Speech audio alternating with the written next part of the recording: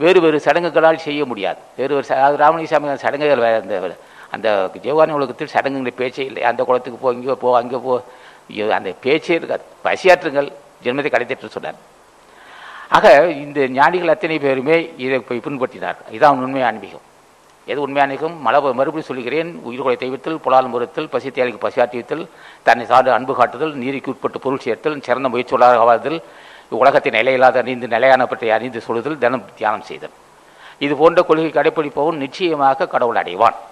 அவன் இல்லறிஞான். அதான் வள்ளுவன் சொன்னான், அறத்தாற்றின் இல்வாழ்க்கை ஆற்றின் புறத்தாற்றி போய் பெறுவது. அவன் அறத்தாற்றின் இல்வாழ்க்கை ஆற்றின் அறம் எது என்று கேட்டான். இன்றைய பொழுது என்ன செய்தோம்? காலை 4:30 மணிக்கு எழுந்தோம். 5 மணிக்கு எழுந்துக்கிறோம். காலை கடையை முடித்து விட்டு உட்காந்து தியானம் செய்கிறோம். வெளியே வர்றோம். மனைவிட்டு அன்பு காட்டுறோம்.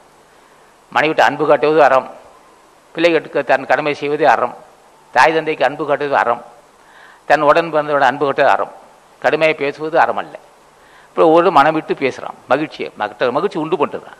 சில பேர் குடும்பத்தில் உள்ளவருடன் கடுமையாக நடந்து கொள்வான். வெளியே உள்ளவுடன் தேனிக்கே பேசுவான். என்ன நோக்கத்துக்காக, என்ன லாபத்தை நோக்கி செய்கிறான் என்று அவனுக்கு தெரியாது. ஏன்னா வீட்டு உள்ளவர்கள் உனக்கு துன்பம் வந்தால் உடனே கை கொடுப்பவர்கள் வீட்டு உள்ளவர்கள் தான். இவர்களால் கருணை கொண்டு அன்பு காட்டாமல் வெளியே அன்பு காட்டி என்ன செய்ய போகிறாய்?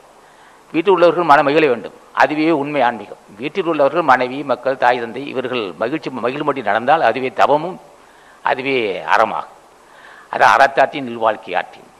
குடும்பத்தில் இருந்து கொண்டே வீட்டில் உள்ளவர்கள் மகிழும்படி நடந்து கொண்டும், தன்னை சார்ந்தவர்கள் அன்பாக நடந்து கொண்டும், தினம் தியானம் செய்தும், பசி தேவைக்கு பசியாற்றித்தும், விருந்த உபசரித்தும் போன்ற பண்பை கடைபிடித்தும், நிலையில்லா வாழ்வை பெற்ற நாம் நிலையான ஒன்றை அடைய வேண்டுங்கிற சிந்தையை உயர்த்தி கொண்டும் இருப்பவன் யாரோ அவன்தான் உண்மை ஆன்மீகவாதி.